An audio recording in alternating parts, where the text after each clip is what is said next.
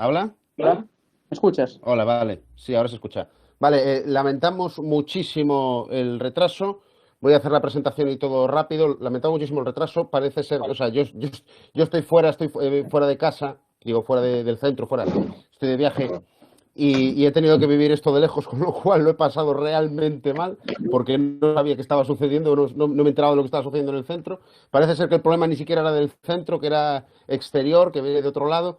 Yo lamento mucho lo que ha sucedido y espero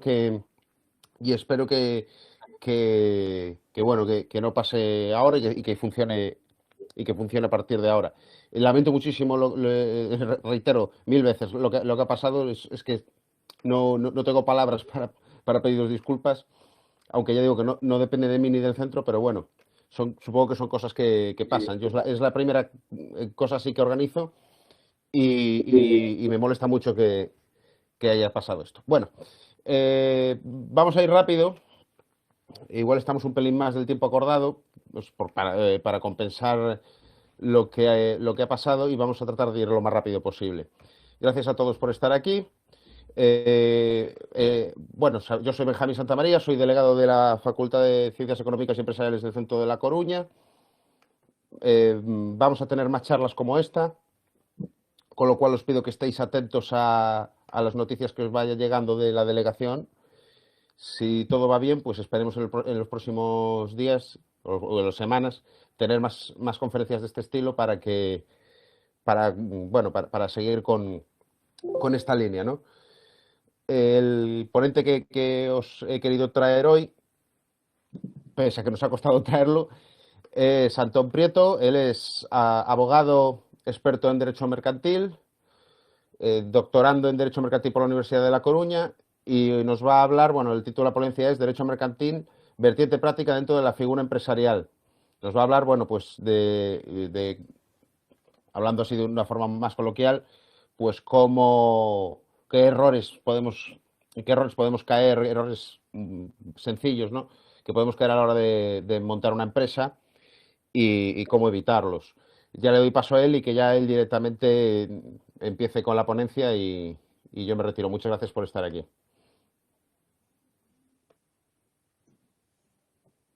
Empezamos entonces. Adelante. Bueno, buenas tardes a todos. Perdón por el retraso, tenemos ahí una serie de problemas técnicos para conectar. Bueno, la conferencia de hoy va orientada a lo que es la parte de la creación de empresa, tanto desde el punto de vista autónomo como desde el punto de vista societario. Sí que me comentaron desde la delegación que lo interesante sería no hacer algo teórico, sino más bien adaptarlo a todo tipo de público y centrar un poco el asunto sobre qué compensa en cada caso, ir viendo un poco la evolución e ir viendo el porqué de una figura o de otra. Vamos a tratar primero lo que es la parte del trabajador autónomo. En el momento que nosotros tenemos la idea de negocio, la idea de dar el salto al mundo empresarial, ver los pros y los contras de esta figura y que nos sirva para decidir si tenemos algo en mente o realmente como experiencia o conocimiento por lo menos, las ventajas y desventajas de una figura respecto a la otra y viceversa. En cuanto al trabajador autónomo, como principales ventajas vamos a tener lo que es la gestión de los trámites tanto de la alta como de la baja, como de todo tipo de relación con la administración pública. No precisamos inversión inicial, realmente como autónomos nosotros nos damos de alta y empezamos a ejercer la actividad. Inversión inicial tanto en cuanto no es necesario un desembolso de capital, al margen de luego de los gastos que contenga la actividad, lo que es compra de local, alquileres y demás. Tenemos acceso a tarifas reducidas a la hora de pagar, como es la tarifa plana de autónomo. A la hora de prestar la actividad realmente es un coste muy inferior con respecto a la constitución de una sociedad. Y luego es una velocidad para darnos de alta o tramitar cualquier tipo de asunto que dista muchísimo en comparación con la solicitud que veremos después para constituir lo que es las sociedades mercantiles. Desventajas que tenemos, que desde mi punto de vista es la más palpable, es la responsabilidad ilimitada. Cualquier autónomo responde de su actividad empresarial con su capital, con su patrimonio presente y futuro. ¿Esto qué significa? Que si nosotros a la hora de desarrollar nuestra actividad profesional tenemos algún desbarajuste, tenemos que entramos en pérdidas, no respondemos solo con lo que entendamos que es nuestra empresa. nuestra oficina, nuestro local, nuestro inventario, no. Respondemos también con nuestro piso y todo lo que esté vinculado personalmente a cada uno de nosotros, tanto en el momento de esas deudas como hasta que se finalizan las mismas o accedemos a una fase concursal y salido del concurso, con lo que cuesta, dejamos de tener esa responsabilidad en ese extremo, esas deudas dentro del patrimonio personal por razón de las deficiencias en la actividad empresarial. Otro gran inconveniente es que estamos sometidos a medidas impositivas, que es, por ejemplo, el IRPF, que realmente es muy difícil deducir los gastos de la actividad. Hay mucha persecución fiscal por parte de la agencia tributaria en cuanto a lo que es la búsqueda de lo que podemos o no podemos deducir. Realmente es algo que se coge siempre con pinzas, el autónomo lo tiene muy complicado en este sentido, lo que es separar los gastos, que es actividad esencial, totalmente vinculada con su actividad. Pasa mucho, por ejemplo, en el mundo de la abogacía, que tienes que grabar los trajes, por ejemplo, dices, el traje es solo para ir al juicio, hay controversia, las comidas puedes meterlo, no te puedes quitar el IVA, bueno, hay X historias que realmente como autónomos son mucho más difíciles de desgravar. Y luego tiene el punto siempre de la percepción social. En este país y, bueno, en la gran mayoría de ellos, se da siempre un prestigio extra, por así decirlo, desde mi punto de vista erróneo, no tiene nada que ver, pero bueno, se da como más seriedad cuando hay una persona jurídica, una SL, esa colectiva tan habitual, que a lo que es la imagen propia del trabajador autónomo, que parece más casero, ¿no? Siempre asociamos al autónomo a un fontanero, un electricista, nada más lejos de la realidad. Entonces, realmente no tiene nada que ver con eso, pero sí que la percepción puede tener esos matices. En cuanto a las sociedades mercantiles, realmente no vamos a entrar en todas ellas y vamos a mencionar simplemente la anónima y la limitada. La anónima simplemente a efectos de descartarla ya por el desuso que tiene un grado de gestión mucho más complicado que la sociedad limitada.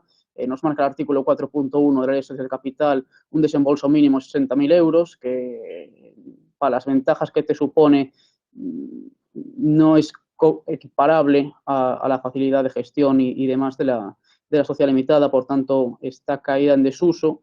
Un 98% ahora mismo las sociedades españolas ya son SL, ya no SA, incluso han mutado muchas SAs a SL, por esa facilidad de gestión que comentábamos. En cuanto a la limitada, a la SL o SRL, Sociedad de Responsabilidad Limitada, es la opción más habitual debido a la configuración societaria que presenta. Y en cuanto a ventajas y desventajas, que es lo que comentamos en relación también con la figura del autónomo a la hora de decidir si emprendemos como autónomo o emprendemos constituyendo una sociedad, como ventajas la más básica de todas es la limitación de la responsabilidad. Los socios responden solo hasta el capital social aportado, tanto aportaciones dinerarias, tanto no dinerarias, que las veremos después en la hora de la constitución, pero limitamos hasta ese último extremo, salvo lo que es la responsabilidad del administrador, que veremos a continuación. Tenemos la posibilidad de implicación de socios en el proyecto, no solo a efectos de capital, que también es muy importante, tener un pulmón financiero importante a la hora de constituir una sociedad, sino también desde el punto de vista estratégico, socios no trabajadores, porque no puedes aportar el trabajo como capital social, pero que sí que cuentas con un bagaje profesional que puede ayudar al crecimiento de la empresa. Como autónomo podrás tener colaboradores, podrás tener asociados, podrás tener un grupo de trabajo, pero no es la misma vinculación porque al final el beneficio de la sociedad se va a repartir entre los socios, a diferencia del autónomo, que cada uno lleva su contabilidad paralela. Luego, a nivel de la operatividad fiscal, las sociedades tributan por el IES, es al final del ejercicio, los ingresos menos los gastos, nos da beneficio y sobre eso se tramita el impuesto de sociedades. ¿Cuál es el tema en este asunto? Nosotros todos los gastos que hacemos en la sociedad tratamos de deducirlos y en la cuenta final todo lo soportado, a diferencia de la contabilidad que presentes como un autónomo, te sale mucho más beneficioso tributar por este impuesto de sociedades en lugar de por el impuesto a las rentas personas físicas y similares. Y luego tiene un punto añadido que es las ventajas o las facilidades bancarias.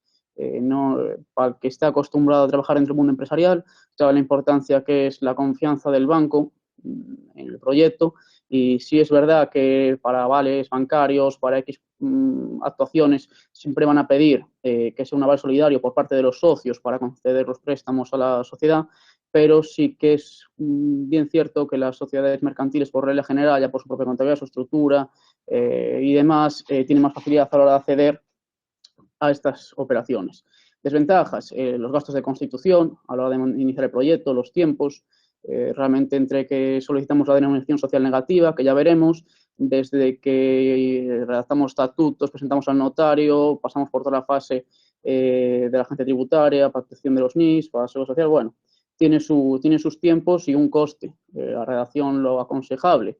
Y claro, cada uno barre para su casa, como quien dice. Lo aconsejable es, claro, acudir siempre a un abogado para redactar los estatutos, que es una pieza fundamental dentro de la mecánica societaria interna. Hay que acudir a un notario, a elevar públicos estatutos, hay que acudir al registro mercantil, hay que solicitar la denominación social negativa al registro mercantil central. Son X trámites que el coste mínimo, pues podemos andar sobre los 800 euros, 800.000, cuando el coste del autónomo es cero, es su propio alta y listo. La contabilidad mercantil de la propia sociedad, las cuentas anuales, la presentación, los libros, registros que tiene que llevar son realmente complejos. Yo no aventuro a nadie a decirle monte una sociedad y gestiona tu propia contabilidad porque lo veo inasumible, a diferencia de un autónomo que son los trimestrales del IVA y RPF y los anuales y poco más. La declaración incluso te ayudan a hacerla, tampoco tiene mayor complicación, que bueno, siempre es bueno estar al lado de un asesor experto, pero en lo que es asumible, tú puedes asumir una contabilidad y un marco impositivo a la hora de presentar los impuestos como autónomo, pero como se es totalmente descartado. Y luego la gestión de la sociedad, lo que es la convocatoria de las juntas, te falta un administrador, dirigente, que veremos a continuación los problemas, sino que puede tener los errores que son llevar a la gente. Entonces, bueno, tienes costes añadidos. Luego, en cuanto a la gestión, los propios administradores, normalmente cuando iniciamos un proyecto, sobre todo gente joven, montamos la sociedad, si somos 3 amigos, repartimos las participaciones a un 33% sin saber las consecuencias que tiene esto, que nos encasquille la propia seguridad social como autónomos societarios y no pueda irnos a tarifas planas, a contratar, realmente prestar un servicio gratuito a la sociedad como tal. Normalmente tienes más de un 25% del capital social y ejerces funciones de dirección y gerencia, ya te engloban en autónomo societario, más de un 33% también te vinculan a la hora de ser trabajador, prestar trabajo a la empresa, o convivir con alguien, muchas veces somos sociedades familiares, pensando que dividendas el capital, pero en el momento que tenemos un 50% de capital común, también nos van a imputar estas tarifas de autónomo societario. A la hora de iniciar el proyecto es fundamental, siempre lo diré, los pasos preparatorios. Preguntan muchas veces sobre las startups, ahora hay mucha empresa tecnológica, empresas que nacen, que es casi lo más importante, el objeto, la idea de la empresa, cómo proteger la idea, si la idea es de uno, pero el capital es de otro, cómo frenar todo ese tipo de historias, porque a la hora de constituir la sociedad, esa idea o ese proyecto es lo que puede decantar el crecimiento no de la empresa. Claro, esas ideas tienen mucho valor, es propiedad intelectual, muchas veces tiene, o industrial, en caso de patentes y demás, tiene que estar protegida, tiene que dar acotada los marcos y el alcance de cada uno, si esa idea, aunque se aporte como capital o plasmada ya la patente o similar, va a pertenecer a la sociedad hasta cierto límite, va a quedar de alguna forma bloqueada, o si mientras tanto el secreto que existe en esas comunicaciones para la constitución de la sociedad, hasta qué punto vinculan a los futuros socios. Una vez están establecidos los socios o ya han firmado, ya se ha creado la sociedad, ya forman parte de esa estructura societaria, tenemos en cuenta aquí los pactos parasociales que vienen a regir la sociedad dentro de lo que es el derecho contractual civil en lugar del derecho societario. No forman parte de los estatutos, son acuerdos entre los socios, pueden ser pactos unilaterales cuando los conoce el 100% de la sociedad o simplemente firmados y que obligan a X número de socios a actuar de determinada manera o mantener ciertos límites de comportamiento o a la hora de la votación en la Junta, que luego puede llevar a mucha controversia, pero bueno, es un tema que a partir del año 2016 el Tribunal Supremo sí que abrió un poco más la mano, antes eran mucho más restrictivos, ahora tanto en cuanto no contravengan la ley y los estatutos, sí que se permite su uso. Y luego, claro, muy importante a la hora de montar la sociedad, la redacción de los estatutos. Controlar ahí todo, ya no solo las partes básicas, ¿vale? Pero bueno, iremos viendo ahora un poquito más adelante todas estas historias. Primeros pasos para constituir una sociedad que todo el mundo tiene que tener en cuenta. Lo inicial, antes de todo, es el nombre. Me parece una chorrada, pero muy importante. ¿Por qué? Porque para el nombre tenemos que acudir al registro mercantil central, a solicitar una certificación de denominación negativa. Para eso tenemos que pensar no un nombre, sino 5. Nosotros solicitamos al registro mercantil central estas 5 opciones de nombre y ellos van a ir descartando. Si el 1 no vale, cogen el 2, si el 2 no vale, cogen el 3. Si ninguno les vale, dentro del propio sistema suyo, nos descartan los 5 nombres, tenemos que volver a solicitar, el coste no es muy elevado, son 18 euros, que van sobre 18 o 20 euros, y el tiempo de espera, pues entre 3 o 5 días que nos llegue la certificación. A partir de esto, en esta certificación, una vez nos dan ese nombre, esa denominación social que vamos a tener, acudimos al banco, ese cada uno ya por zona, relación y demás, vamos a ver siempre, es una operación inicial, simplemente se hace una cuenta en la que los socios introducen el capital social, el banco certifica después que ese capital existe en esa cuenta, queda inmovilizado hasta la constitución de la sociedad, y es lo que va a pasar a ser el capital social, sobre el que se dirán las participaciones y el que constará, el que tiene que coincidir después con los estatutos. Bueno, si hacemos aportaciones de capital no dinerarias, esto es una evaluación de un bien mueble, inmueble, yo aporto al negocio una nave, hombre, la nave se tasa, sí que es verdad que en las sociedades anónimas hace falta un informe, en las sociedades limitadas los bienes que presentamos la gran mayoría de veces no van acompañados de informe, lo que pasa es que se responde el socio que los presenta del valor que se le ha dado. Si yo aporto un vehículo o una furgoneta y esa furgoneta vale 2 millones de euros y se incluye como capital social, por irnos ya al ejemplo más absurdo, yo estoy respondiendo que ese valor que yo le estoy dando a la ley de introducción del capital social ha de responder al mismo. Luego, a la hora de la redacción de los estatutos, hay varios puntos que son indispensables. De hecho, no hay forma de inscribir una sociedad sin que cubra estos puntos, igual que nos los especifica concretamente la ley de sociedades que de capital. La denominación de la sociedad, que ya hemos comentado que va a través del registro mercantil central, el objeto social. El objeto social realmente viene a ser a lo que se dedica la empresa y puede ser todo lo amplio que queramos. De hecho, favorece hacerlo muy amplio, porque siempre nos va a dejar más margen de maniobra. Si yo pienso que me voy a dedicar simplemente a una empresa de páginas web, digo que solo hago páginas web, pero luego también hago marketing, pero eso no está contemplado. Hay que ir al notario, modificar el objeto social, y eso tenerlo muy claro es un error que se comete mucho, que es, tengo la idea de montar la empresa, nos juntamos los socios, constituimos rápido, no pensamos los estatutos, y cada vez que hay que modificar los estatutos hay que acudir otra vez al notario y hay que acudir al registro. Volvemos a repetir tiempos y un coste innecesario puede, cualquier modificación, por pequeña que sea, entre 80 euros el notario te puede costar, el registro depende de lo que estemos hablando, pero un simple cambio de administrador entre el registro y el notario puede irte bien a gusto a 150 o 200 euros. Luego, tener en cuenta que aunque el objeto social sea muy amplio, lo que va a definir el mismo es el CENAE. El CENAE es un número que se le da, las actividades están identificadas, yo tengo un CENAE principal, una actividad principal que está con subgrupos, dentro del subgrupo tenemos varios epígrafes y ahí delimitamos realmente lo que es el objeto, aun pudiendo luego hacer más historias, pero si queremos empezar a prestar una actividad con nuestra empresa que sí está incluida en el objeto social, nos damos de alta en un nuevo IAE dentro de lo que es la administración pública, y ahí sí que nos permiten darnos esa nueva alta para esa nueva actividad. Tenemos que dejar constancia siempre en los estatutos sociales la fecha de cierre del ejercicio. Normalmente se pone siempre el 31 de diciembre para hacerlo coincidir con el año natural, aunque no siempre. Diferencia de estos son, por ejemplo, los equipos de fútbol o Inditex, creo que también tienen el año social modificado. El cierre del ejercicio social. Tenemos que definir siempre el domicilio social, donde se ubica la empresa, que luego se modifique, todas las comunicaciones, notificaciones, cualquier asunto judicial va a afectar el domicilio social en el que está ubicada según los estatutos y el que consta en el registro mercantil del lugar donde se inscriba. Tenemos que identificar el capital social, lo habitual, los 3.000 euros iniciales, que es el básico que marca la ley de sociedades de capital, que es el mínimo exigible, y a partir de ahí el límite es el cielo dentro del capital social. Ese capital social tenemos que definir las participaciones que lo componen, cómo se dividen y los márgenes luego que va a corresponder a cada socio posteriormente a estos estatutos. Y luego los modos y formas en que se organiza la propia sociedad, en los términos siempre establecidos por la ley. Vamos a ver, siempre vamos a encontrarnos siempre entre las sociedades con una junta general, una junta de los socios y un órgano de administración que se le encarga de la dirección y la gerencia de la mercantil, en lo que es su día a día.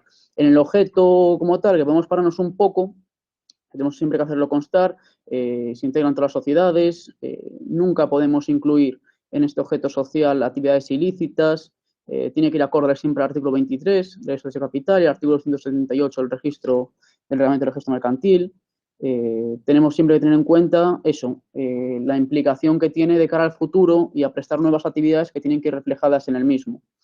Luego se puede reflejar también en lo que son los estatutos, aunque no es obligatorio, pero suele ser bastante conveniente, son prestaciones accesorias de los socios, sobre todo de empresas de nueva creación, startups, que lo que se busca es que, o tecnológicas, similares, que lo que se busca es que uno de los socios preste una labor profesional, dejarlo reflejado como una obligatoriedad de esa persona con respecto a la sociedad y su vinculación con la misma.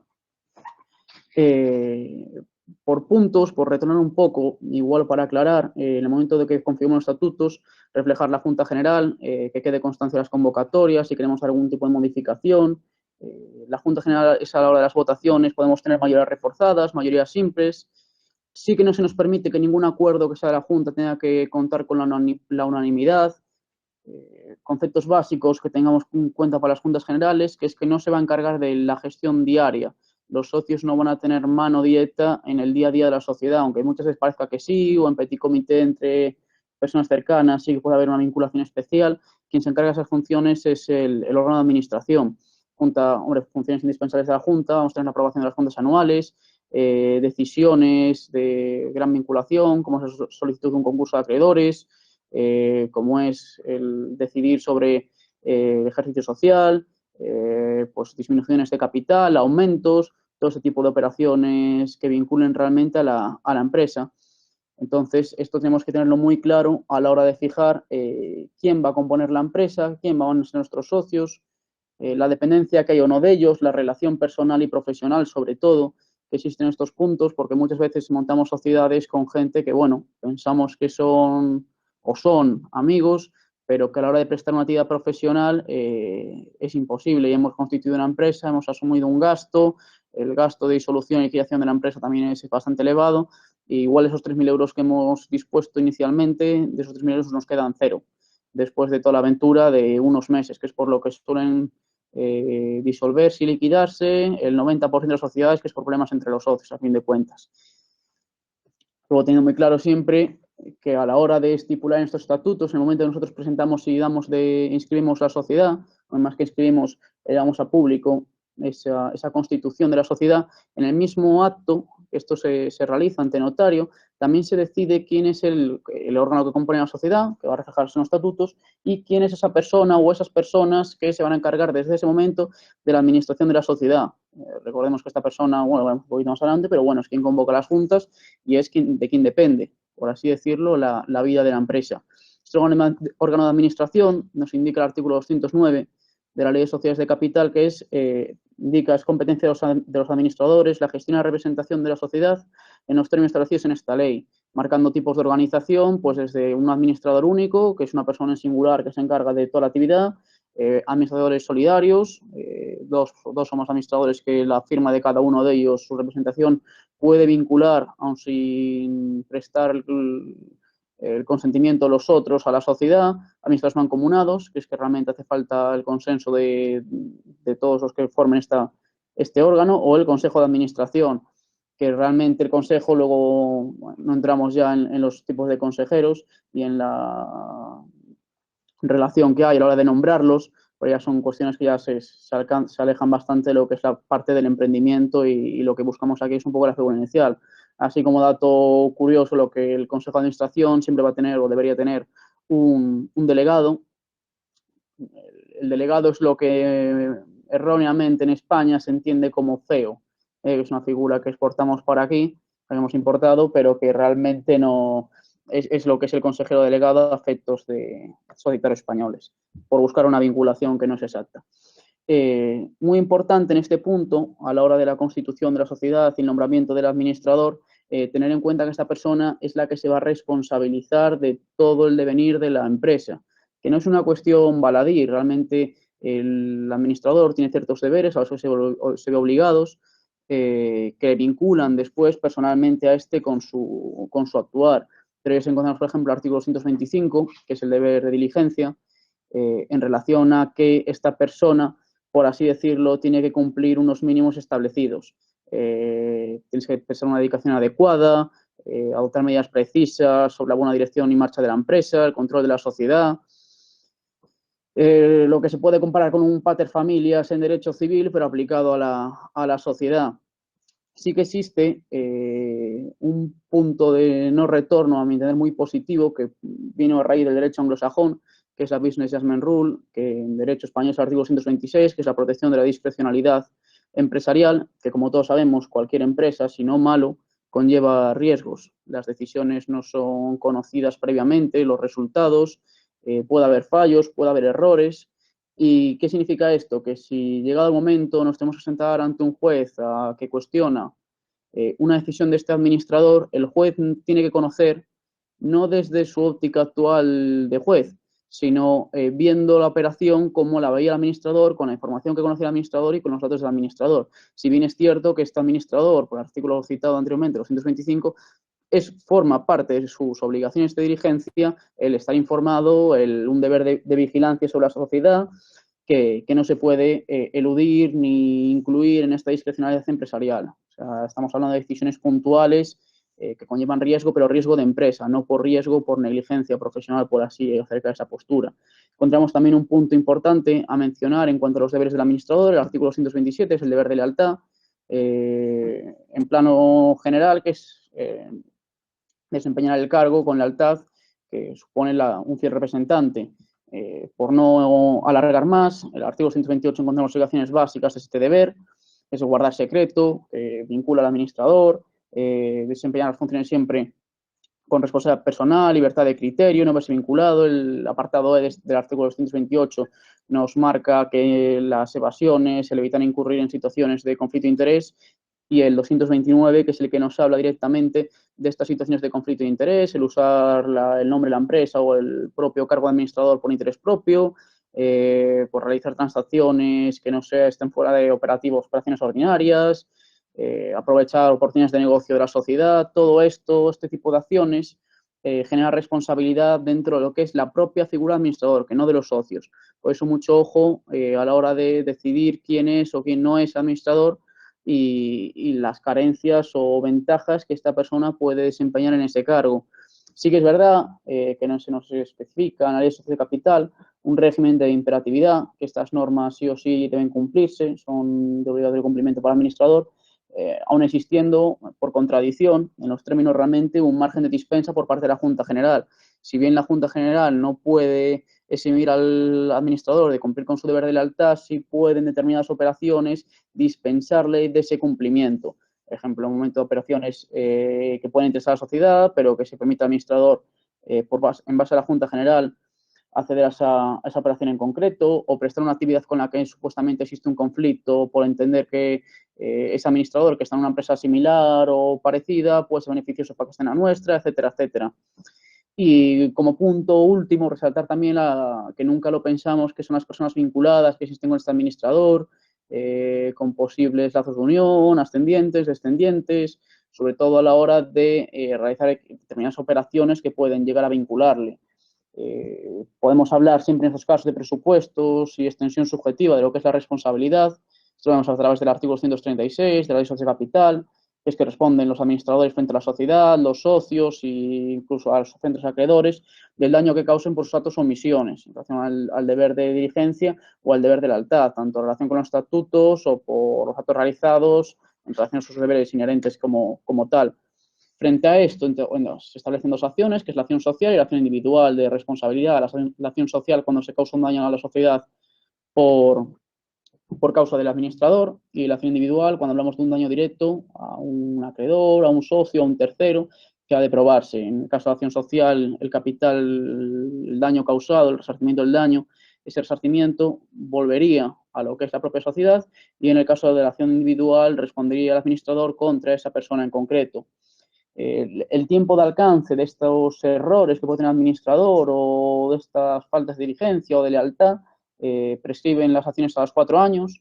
Esta responsabilidad prescribe a los 4 años. Si bien hubo bastante disputa en este punto de la prescripción, gran parte de la doctrina lo centraba en que iba en relación con el artículo 1968 segundo del Código Civil por la prescripción de la responsabilidad extracontractual, que es la de un año. Si bien encontramos una sentencia en este aspecto, que es lo único que vamos a mencionar en la presentación, en la conferencia, que es la de 20 de julio de 2001, por su importancia, que marca la prescripción en los 4 años actuales del artículo 241 bis en relación con el 949 del Código de Comercio. Una vez enfocada lo que es el administrador, teniendo ahora un poco más claro la responsabilidad que puede tener por sus actos, el alcance que pueda haber en las acciones contra el mismo, la función de la Junta, así a grosso modo, todo muy rápido por la falta de tiempo, de verdad me hubiese gustado entrar más, pero resulta bastante complicado.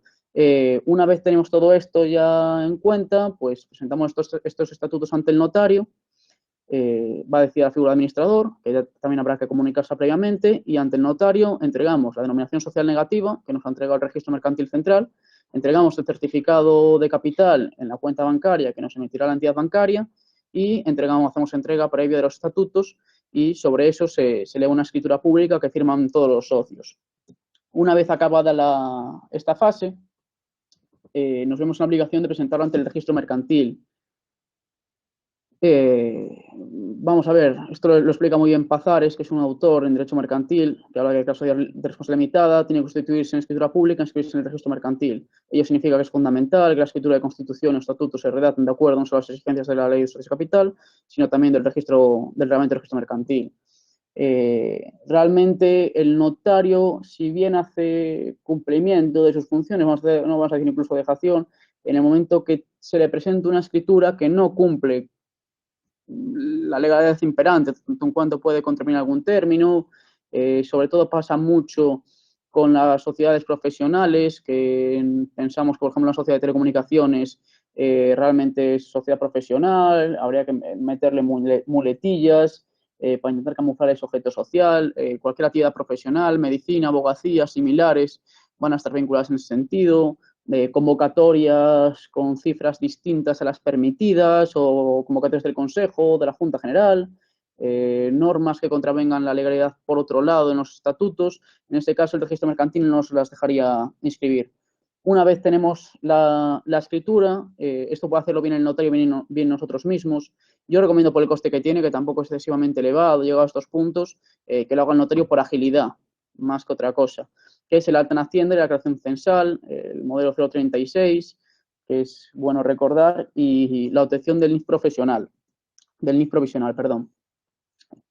Procedemos a la inscripción mercantil y una vez tenemos la inscripción en el registro mercantil, el NIF provisional, nos hemos dado de alta, se nos otorga el NIF definitivo. Y a partir de aquí, esto es relativo a la agencia tributaria, empezaríamos con la vida de la empresa, por así decirlo. Ahora aunque la sociedad estaba creada, hasta que una vez creada tiene que inscribirse en el registro mercantil, una vez inscrita en el registro mercantil tiene que también tener ese NIF, porque realmente su vinculación que vamos a entender así, y ya estaríamos dentro de lo que es el tráfico jurídico. Ahora tenemos la sociedad montada, estamos funcionando, ¿y qué tenemos que tener en cuenta ahora? Pues bien, las obligaciones fiscales y bien las obligaciones con la seguridad social. Podemos ver dentro de los trámites generales, una vez hemos pasado estos puntos previos, obligaciones como el alta en el censo de empresarios, profesionales y retenedores, en la agencia tributaria, los impuestos sobre actividades económicas, también en la agencia tributaria. Claro, en el momento que queremos ejercer una actividad concreta, nos damos de alta en un epígrafe, en un IAE, en otro IAE. Cada vez que nos damos de alta en uno, bueno, el coste aumenta muy poquito, muy poquito. Esto igualmente para autónomos, aunque el NIF como autónomo ya lo tienes al momento, te lo dan al momento de tu alta, pero sí que es verdad que tu vinculación y los pasos a seguir van a ser mucho más sencillos, lo comentábamos antes, por eso realmente quien puede lo menos puede lo más, vamos a tratar las necesidades, las obligaciones fiscales para las sociedades mercantiles. Aparte del IAE, tenemos el alta de los socios y el administrador en los regímenes de la seguridad social, de ser necesario, tienen la tesorería de la General de la Seguridad Social, la llevanza de los libros de actas, el libro de registro de socios, que es desde el año 2015 estamos obligados a la llevanza electrónica de estos libros, el libro diario, el libro de inventarios y cuentas anuales, que está en la misma situación que los anteriores. Necesitamos también, como muchas veces nos olvida antes de empezar a operar, el certificado electrónico expedido por la administración para poder operar mediante firma digital y, bueno, realizar todas las operaciones que son necesarias en el día a día de la empresa, que una vez estamos funcionando, se nos olvida pedir, tarda un tiempo y bueno, es muy necesario tanto para la propia empresa como el administrador. Y luego, según la actividad realizada, podemos encontrar las licencias de actividad a nivel municipal. Si tenemos un local físico, pues nos es necesario, en principio, vamos a decirlo así, ¿no?, para abrir esas licencias, la inscripción a organismos y otros organismos oficiales, registros, entre otros cumplimientos de normativa básica que cada empresa es un mundo, pero entre otros obligatorios tenemos la protección de datos, que antes era obligatorio inscribirse en el registro de la agencia española, ahora ya no es, desde el reglamento del 16 europeo, tasas municipales, como es por ejemplo la tasa en basuras. Bueno, eso realmente lo vamos viendo, pero hay que tenerlo en cuenta también para los costes de constitución, para el capital social que aportamos, porque muchas veces decimos, bueno, metemos 3.000 euros, pero claro, 3.000 euros son muy limitados. Hay que tener también que es causa obligada de disolución por la ley de socios de capital.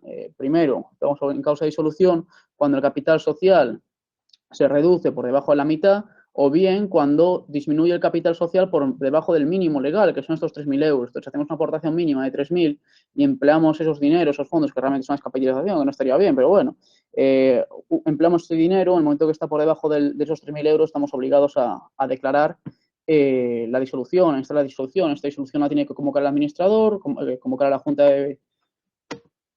Junta General, a la Junta de los Socios, y realmente presentarlo ahí, esa situación de obligatoria disolución, bajo su responsabilidad de no convocarla. Luego, como actos complementarios, podemos ver, por ejemplo, en este sentido, lo que viene siendo el registro de marcas y patentes o cosas similares. Yo hago énfasis en este punto de las marcas, las patentes, igual a nivel de autónomo, pero bueno, realmente el autónomo que puede tener marca, que la puede tener perfectamente, el signo distintivo como tal, ante la OEPM, pero realmente lo vemos mucho más en sociedades. Pues bueno, por esa imagen que hablábamos de que siempre se le da más relevancia en este punto a las empresas. Problema con esto muchas veces, que solicitamos la denominación social negativa, nos la conceden, constituimos la sociedad con un nombre, que es como queremos que se llame la empresa, pero a la hora de inscribir la marca como tal, esa marca está ya registrada o está en causa de prohibición, bien absoluta, bien relativa, el artículo 5, el 6 y siguientes de la ley de marcas. Entonces nos vemos con una empresa que tiene un nombre A, pero una marca que no puede tener ese nombre. Igual nos pasa con los dominios, que ahora tan importantes en páginas web, en correo y demás, que constituimos la empresa o tenemos el dominio, pero no tenemos la marca.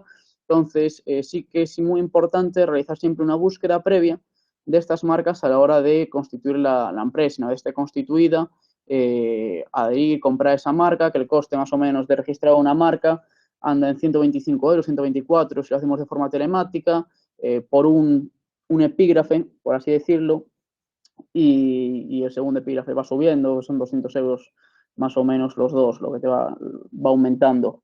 Si bien es verdad, hombre, la marca es oponible a terceros dentro de lo que está registrada en la OEPM, sí que blindamos un poco más la figura de la empresa, pero bueno, son de estas cosas que incluso podemos hacer antes como socios y luego o sea, a título personal los socios constituyentes y el transmitirla posteriormente a la sociedad para tenerlos un poco más asegurado, pero sí que es algo que tenemos que tener siempre en cuenta.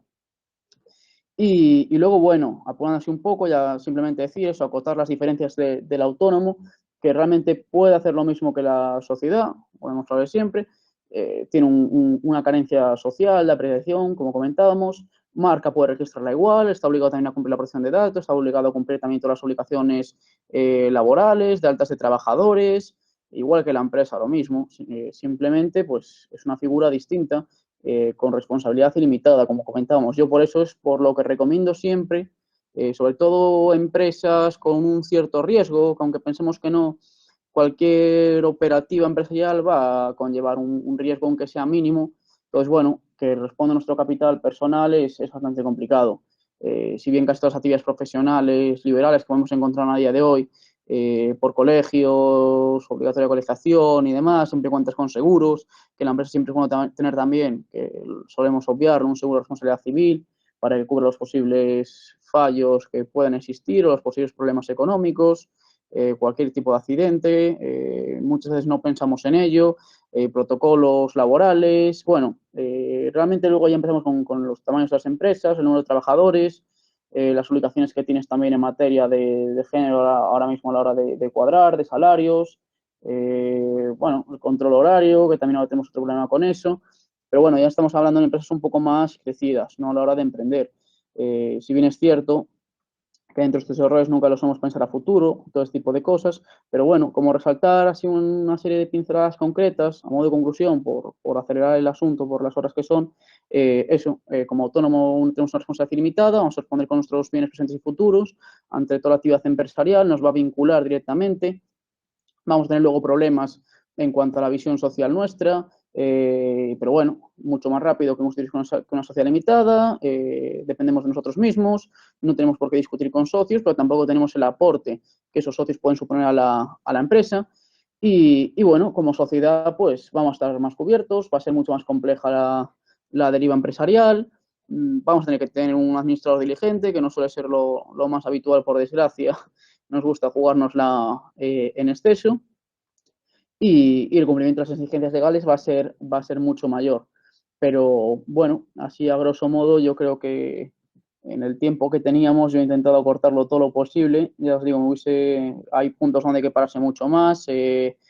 Son temas muy complejos, como para hacer una conferencia se nos ha quedado en 40, 50 minutos, sabiendo las preguntas y demás, por no exceder. Entonces, bueno, vamos a dejar un margen de preguntas para hacer algunas dudas que queden rápidas.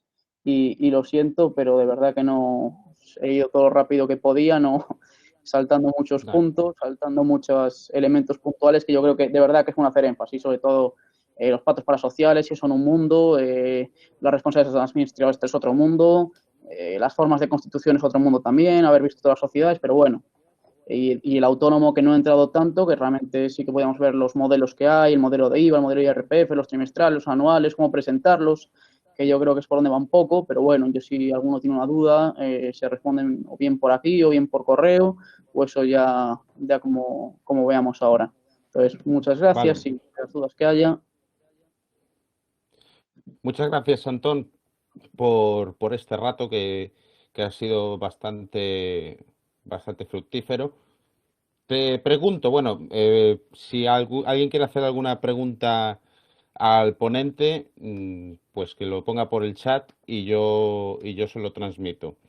Quiero preguntarte yo si, bueno, ¿qué recomendarías a alguien que quiera profundizar un poco más en este tema? Si, quizás algún libro, quizás, no sé. Hay... eh, Sí, ¿me sí, escuchas? sí, A sí, ver, contesta. Sí, como profundizar, yo vuelvo a lo de siempre. Yo creo que es una materia bastante compleja como para decirte, sí, coge este libro, lo vas a entender de sobra. Hay autores que realmente lo que es, bueno, son compendios de derecho mercantil. Hay autores muy buenos. Por ejemplo, me gusta mucho Berkovich, es Díaz Picazo para el tema de civil de los contratos. Es una eminencia en la materia, es muy, muy bueno.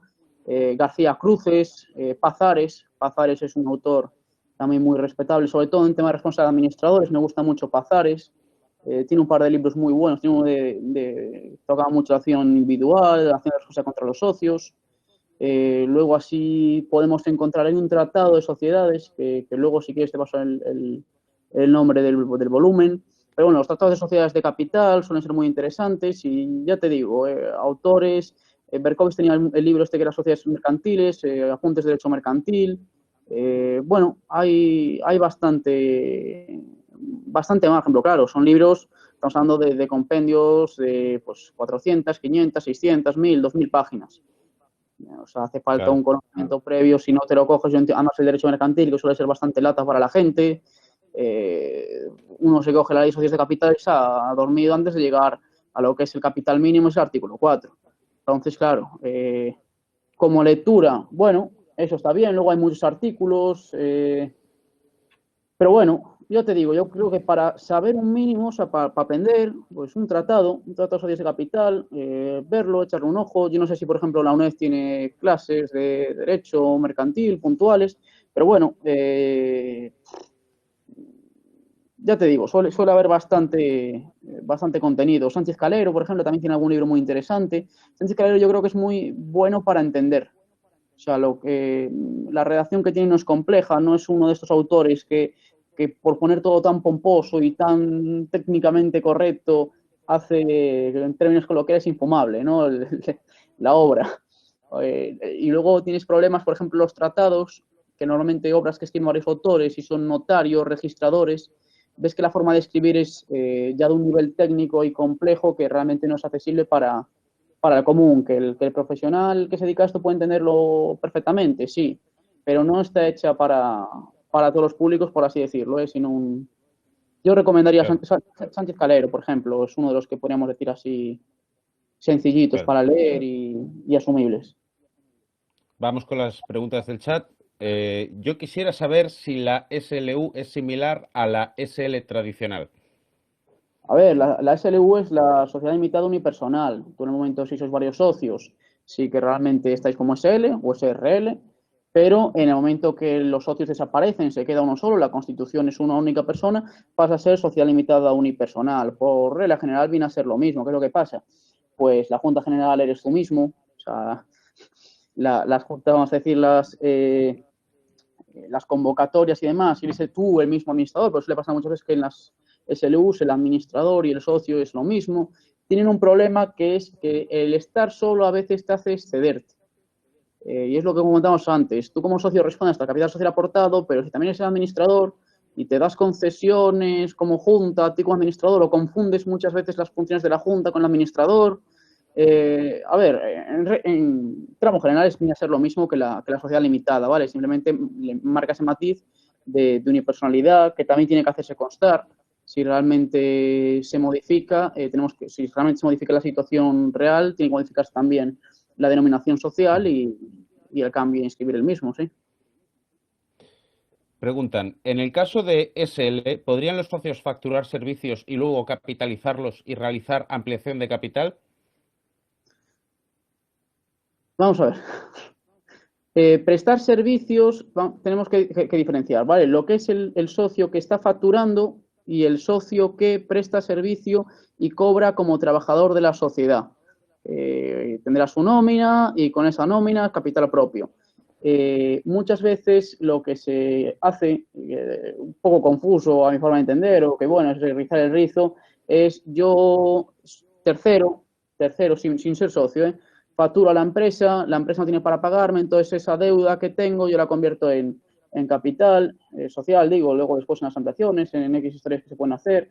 Pero bueno, sí, yo realmente como yo soy socio en una empresa, yo facturo a mi empresa por tema de jurídico, que no tiene nada que ver con la actividad profesional, soy a efectos de autónomo, yo facturo una SL y con mi propio capital, luego, claro, para entrar en ese capital social, para reconvertirlo, tenemos que hacer una ampliación de capital, ¿vale? Entonces realmente necesitamos el consenso de todos los socios, convocar la Junta aprueba esa ampliación de capital y respaldar esa salida de participaciones nuevas con ese patrimonio que hemos adquirido, vas a facturar. Yo no sé en qué escenario viene la pregunta y si hay algún Claro. oscurantismo dentro de la pregunta, que siempre suele pasar en este tipo de expresiones. Pero bueno, hay formas de hacerlo. Hay muchas formas de hacerlo, ¿eh? Sin ser ilegal. Eh, Otra pregunta. Si yo quiero abrir una consulta de nutrición, ¿tengo que esperar a que me den la licencia definitiva de actividad del ayuntamiento y la licencia sanitaria, que igual tardan meses, o al hacer el registro de presentación de todos los papeles ya puedo empezar a ejercer mi actividad? A ver, las licencias de actividad, en principio deberíamos tener concedida la licencia. ¿Qué es lo que pasa? La administración, por regla general, o sea, a nivel municipal, urbanismo suele estar saturada, que es de quien depende la licencia a la hora de aperturar el local. Entonces, ¿cómo funciona? Con la comunicación previa, ¿vale? De esa licencia, normalmente ya se nos permite la apertura, sin tener la licencia como tal. La comunicación ya nos permite la apertura. Y luego, en cuanto al registro sanitario, yo ahí entiendo que sí que tendría que esperar por él. No desconozco en el tema de los nutricionistas la normativa que habrá y las restricciones que habrá. Pero bueno, me parece un tema suficientemente serio como para jugarme la mano izquierda y decirte que sí, que igual que sin licencia, pero con la comunicación al ayuntamiento de esa apertura y pagando las correspondientes tasas, porque la licencia va asociada a unas tasas que se calculan en base a los metros cuadrados del local y la ubicación, pues claro, pagado eso, solicitada la licencia, comunicada con esa comunicación previa, ya te llega y no te hace falta lo que es la licencia como tal. Pero el tema del registro, yo ahí sí le veo más problema. Y sobre todo en temas sanitarios suelen tener bastante control. Otra pregunta. ¿La actividad de abogado mercantilista tiene un buen mercado o es difícil encontrar clientes? Uh, eh, Depende. No es por. A ver, realmente el derecho mercantil primero te tiene que gustar. O sea, no es una cosa que puedas ir forzado dentro de lo que es el derecho, que ya te tiene que gustar bastante para dedicarte a esto y sobre todo a la abogacía y en los tiempos que corren. De los márgenes que hay, yo creo que es de los más grandes. Y realmente hacia donde se está derivando el derecho, por ejemplo, ves los juzgados y están colapsados. Sí que es verdad que los clientes son difíciles de encontrar, depende cómo te muevas tú, pero yo si te soy sincero veo más difícil triunfar como abogado penalista que para cobrar bien tienes que moverte por círculos complicados, como quien dice, tener mucha reputación, ser ya una eminencia, ser alguien que tengas trayectoria y demás. Que a mi derecho mercantil sí que te permite, pues hombre, esos trabajos fuera de juzgado, no estar tan pendiente, sí que te obliga a estar muy al día de todo y no controlar solo de tu disciplina. Realmente el que está en derecho penal pues puede valer solo el derecho penal, pero tú siendo abogado mercantilista tienes que conocer también derechos contratos, tienes que conocer, yo por ejemplo laboral no llevo, pero hombre, tienes que tener un mínimo de conocimiento y siempre algún compañero. Hasta al final, yo por ejemplo ejerzo por mi propia cuenta, pero yo tengo compañeros laboralistas muy buenos a los que yo les derivo los asuntos, penal más de lo mismo. Uno tiene que especializarse mucho en un tema, pero siempre conocer también lo que tiene alrededor y en mercantil yo eso lo veo fundamental, ¿eh? Y bueno, encontrar clientes es como todo en la vida. Al final, pero no solo la abogacía, cualquier tipo de profesión. Yo me dedico a esto, yo soy joven, yo tengo despacho por mi cuenta y hombre, no lo veo excesivamente complicado. También depende de tus habilidades personales, la forma de relacionarse, los contactos que traigas previos, bueno, un poco de todo. Vale, pues si no hay más preguntas, vamos a ir cerrando. Muchas gracias a Antón por estar aquí, por venir. Lamento de nuevo la tardanza, el retraso de media hora que tuvimos para empezar. La verdad es que espero que, bueno, que aprendamos a qué no se puede hacer o cómo hay que hacerle para otras ocasiones. Ya digo, ya anuncié al principio, desde la delegación, estoy organizando, bueno, desde la delegación somos varios delegados, pero yo concretamente desde el ámbito de economía, aunque esta conferencia que hemos hecho hoy no solo no solo, digamos, puede importar a los alumnos de economía, sino bueno, a gente de derecho o, como hemos visto, a alguien de nutrición por ahí, a gente en general, porque es algo muy práctico. Pero bueno, yo trataré siempre de hacer cosas pues relacionadas un poco con la economía, con la empresa, porque es mi campo y es la facultad que yo delego. Digo, en las próximas semanas estamos tratando de hacer otro tipo de conferencias como esta sobre diversos temas, con lo cual les pido que estén atentos para informarse y asistir si así lo quieren. Muchas gracias a Antón por estar aquí, muchas gracias a todos los que nos habéis visto y espero veros en otra ocasión o veros por ahí, por el centro, por ahí. Un fuerte abrazo a todos.